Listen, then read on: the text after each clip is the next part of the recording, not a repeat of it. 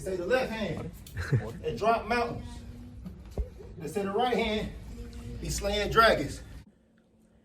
The Untouchable True School Sports Empire proudly presents something the boxing games is missing. Hey, what's going on? It's your boy BT, and I came here to talk some boxing with the thousands of True School Sports subscribers.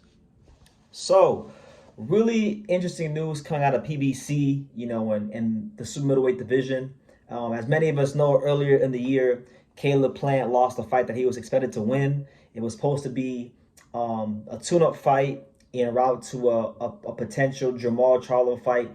He wound up losing that fight, and the fighter he lost that fight to was none other than Armando Resendiz. And now Resendiz is on the map. Resendiz, I believe, won the WBA regular title.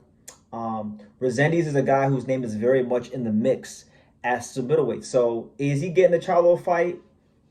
It appears not. It appears that he's getting something different, but it appears that different is still going to be a big fight, an intriguing fight, an interesting fight, and it's been reported in the boxing community throughout the community that basically Armando Resendiz is going to be fighting Edgar Berlanga on PBC. So let's try to dissect this. If this is true, let's dissect and give our initial thoughts on this, because really and truthfully, Edgar Berlanga, his name has always been linked to bigger fights like Caleb Plant, like Jamal Charlo, Diego Pacheco, but this is still a fight worth talking about, because Resendiz is a guy that, while he does have that win over Caleb Plant, he's also been knocked out by Elijah Garcia. You understand, and he's a Mexican high guard, high volume pressure fighter.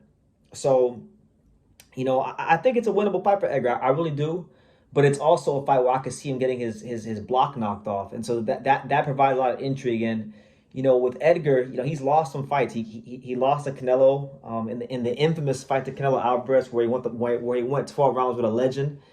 And then he came off that fight, fought a can, and then he fought Hamza Shiraz, and then he got the brakes beaten off him against Hamza Shiraz. So a win for Edgar Berlanga is paramount, but a win against somebody credible is even more paramount. And I think right now, because guys, boxing it's not always about who you fight, but when you fight them, because fighters that maybe wouldn't have been considered a good win 2 fights ago could be considered a really good win now based on who they last fought. Because a lot of times people base things off of what did you do in your last fight, and in his last fight he beat Caleb Plant as an underdog. So right now the Resendiz stock is as high as it's ever been. And then when you break the fight down from a stylistic and measurable standpoint, Edgar Berlanga has like a 73-inch reach, I believe, 73. That's a 4-inch reach advantage on Resendiz. He's also the taller fighter by 2 inches, so he's got some physical advantages. What it then becomes about is, okay, has Edgar Berlanga made the proper corrections in the gym to be his best self? Because if you go back and you watch the Hamza Shiraz fight, in the first couple rounds, when he was boxing, he was having some success. It wasn't until he actually opened up and got a little reckless and started slugging with Hamza Shiraz that he got in trouble. But when he was boxing him, he was having a lot of success. So I would welcome this fight. The Caleb Plant fight would obviously be great. If you were to fight, a bigger name, I understand it. But if these reports are true, I welcome this fight with open arms, because Edgar needs a win, right, against a credible opponent, and Resendiz also deserves to be in there with another big name. And I'll tell you this: if Resendiz beats Berlanga coming off the heels of beating Caleb Plant, then Resendiz need to get a big fight, like a real big fight, because that's 2 big names back to back. You gotta step them up even more after that. So I like the fight. I think it's an opportunity for Edgar to work on his boxing skills and setting up his punches.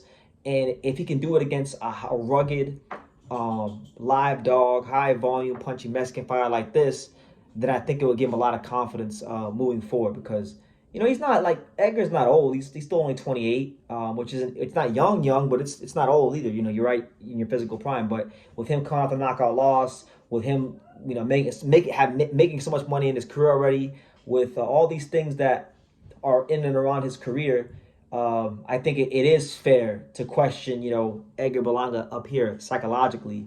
So we'll see. But I like this fight. I'm very interested. I think Resendiz has more than enough to beat Edgar Berlanga. But one thing about it is this. He got stopped by Elijah Garcia, and I like Elijah. Elijah's a good fighter.